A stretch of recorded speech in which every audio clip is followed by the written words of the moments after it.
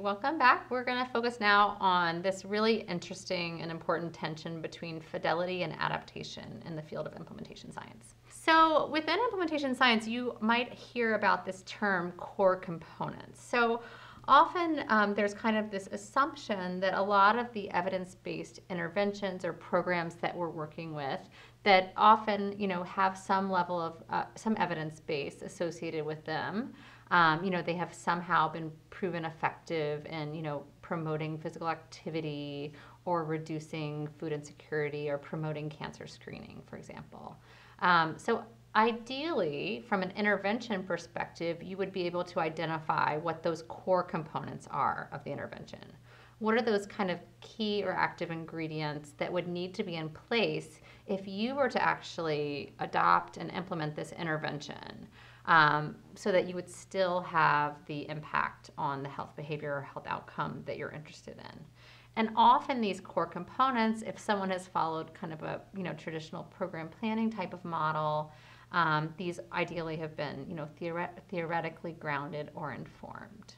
But again, the core components are kind of the essential or active ingredients for the intervention or program that are seen as being kind of central or fundamental to have an impact.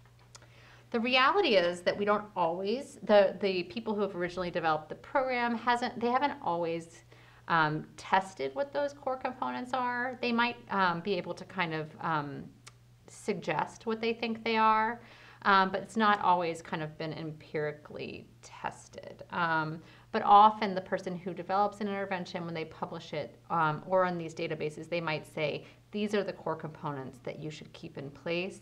These are other components. Sometimes they refer to them as adaptive components or adaptive elements. These are the components that they don't necessarily see as being critical to maintain when the program is implemented. And we'll go into what those might look like. But again, there's this distinction between more core components and more adaptive intervention components. So what this really relates to is this issue of fidelity. So when we talk about implementation and implementation outcomes, fidelity is often one of the indicators or outcomes that we're examining. So let's say we're testing various implementation strategies. We're comparing our community champion model for an implementation strategy to support a physical activity program versus a training and technical assistance type of implementation strategy for the same program. So if you were comparing these strategies, one of your potential outcomes could be fidelity. And that is really the extent to which the program or intervention was delivered as planned. So let's say this physical activity component has 6 core components that the kind of intervention developers see as kind of critical of being in place. So fidelity would really track, what's the extent to which the entire intervention is actually implemented? Do they select 2 of the modules out of the 6 or 2 of the components out of the 6? Or do they deliver all of it, but maybe it's meant to be a 6-month intervention and the dose they give is 2 months? So again, just the extent to which the program is implemented as it was originally intended. The reality is, I think when the field initially developed, there was a huge focus on fidelity at all costs, and this unrealistic expectation, I think, that fidelity was possible. And I think the reality is that, particularly if you're in settings and populations where many of us are working that have lower resources, or you're working with populations or circumstances or contexts that are completely different than where the original program was tested, it's just not always realistic or really even appropriate to always think that high fidelity must be the standard. There was a review that Shannon Wilsey-Sturman did in 2002 that looked at fidelity in relation to kind of sustainability of programs and interventions. And she found that about half of the programs measured the continued kind of delivery or fidelity of the program. And she found that fewer than half of those programs were able to continue at high levels of fidelity. So when we look at kind of empirical studies, what we find is that fidelity is often not realistic. So I think the field is starting to shift to think about, okay, adaptations are going to happen, and they're actually important to try and understand so that we can learn from them. So we'll talk a little bit about what that looks like. There's also this recognition that there is a certain level of fidelity which may be important to think about. And I think as you start to understand the literature and look at where the intervention has been tested, and as you start to think about what's important to you and your stakeholders, you may kind of think about, for us, what does successful implementation look like? What do we want to make sure is still in place? What's feasible? What's the threshold we might count as fidelity, successful fidelity? But again, not expecting fidelity at 100% in an unrealistic way. Some of the reasons that fidelity has gotten so much attention is that better fidelity is associated with better health outcomes. So when you look at kind of the dose or the extent to which a program is delivered with fidelity, you do see it associated with improvements and higher levels of health outcomes and behavior change. It can also help you by paying attention to the extent to which fidelity continues or is delivered. You're starting to have a literature on what's the minimal dose, or what are these active or core components or ingredients that are required to produce change. So maybe if you're learning that there still is an impact only with 4 out of 6 of those components, this might suggest that really it's those 4 that might really matter. Tracking fidelity can also help you detect problems. So maybe you're learning, if you're not tracking fidelity and you're trying to implement a program and then you track it a year later, you've lost a whole year of trying to understand maybe some lessons learned in terms of maybe where the program wasn't working. Maybe it didn't fit into the workflow. Maybe there wasn't the buy-in. So fidelity checks and assessment also can make sure you're on the right course and provide opportunities for kind of providing encouragement and learning. It can also assist with the interpretation of results. So if you find that an intervention is not effective, if you're tracking fidelity, or if you're not tracking fidelity, you don't know, did it not work because the intervention wasn't effective for that setting or population, or because it wasn't implemented? Maybe they implemented 1 module out of 6. So it can help with your interpretation of results. And it can also facilitate replication. So understanding what's important, again, what those active ingredients are, can help inform future researchers in terms of what needs to be in place or what is effective in terms of the behavior or outcome. I'm not going to focus a lot on this, but I just want to highlight that with Karen Emmons and Laura Land and Jennifer Allen, we have a textbook chapter on fidelity and adaptation in the latest implementation science textbook that came out in 2018. So if this is an area where you want to learn more about measurement of fidelity, exactly how you would think about that, what are the factors that might matter, we have a whole textbook chapter devoted to that. So I think fidelity is important, but I want to focus a little bit more on adaptation because I think that's really critical in community settings. So adaptation, again, is really this idea that interventions are rarely one size fits all. And it's not necessarily, we're not necessarily working in the same settings or with the same populations as the ones where they were originally developed.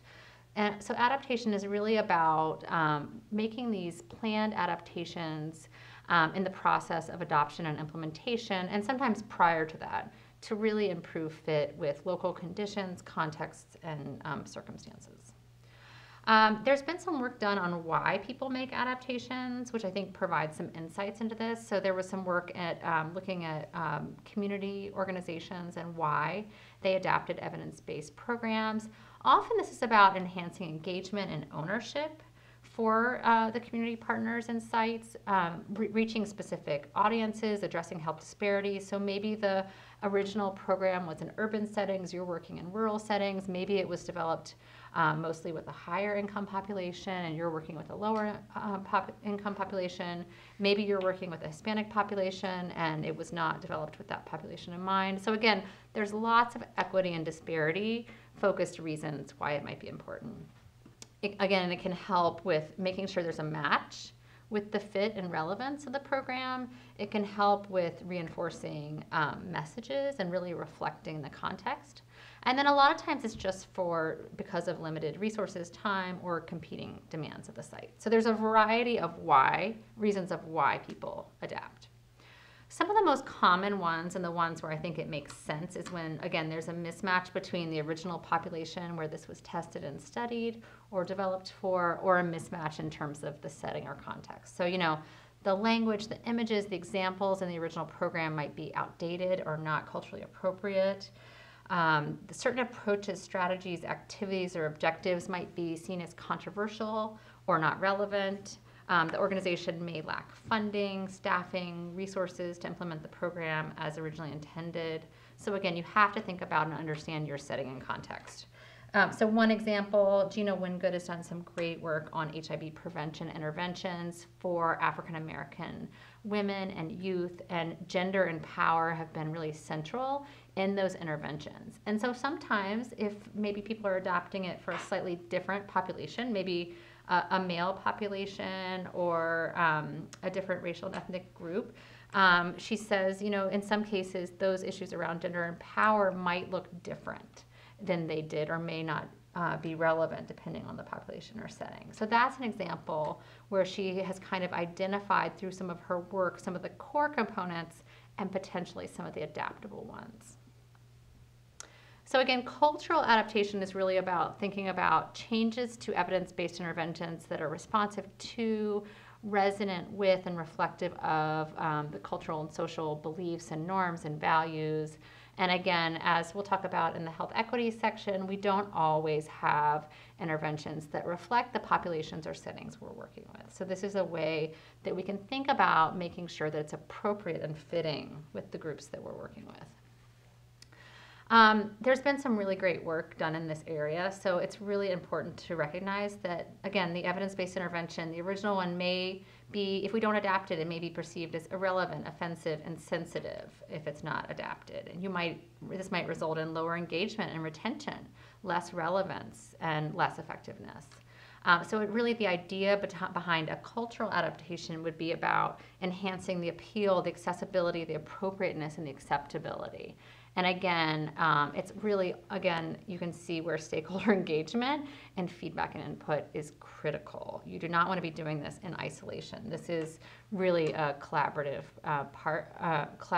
process, and it's really important to be encouraging ownership in this with your partners. And some of the considerations, it's really important as we're thinking about cultural adaptations, not making assumptions, again, involving your stakeholders, recognizing that there's intersectionality.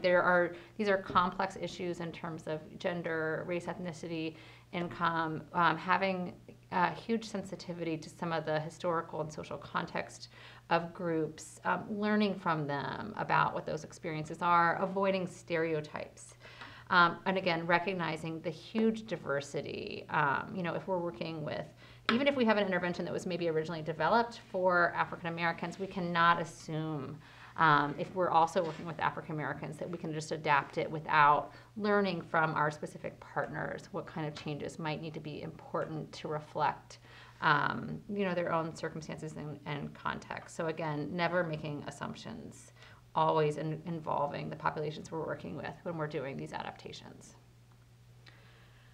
Again, as we think about fidelity and adaptation, so I've kind of made the case that adaptations are critical because it may help actually facilitate implementation and sustainability by improving the fit with either the context or the population. And again, really needing to do this to respect the needs and priorities of communities and relevance to them and ownership. But I think you always have to be balancing this with fidelity and kind of understanding the core components. And we'll talk about some planning models in a separate module that can help you do that. So this is kind of where the field has landed. So I think implementation science started with high fidelity at all times, and now they've kind of moved towards this kind of balancing of fidelity and adaptation. So again, ideally trying to identify the core components and the adaptable or flexible components, engaging stakeholders early and throughout, making adaptations intentional, and planning for them rather than kind of accidental and reactive.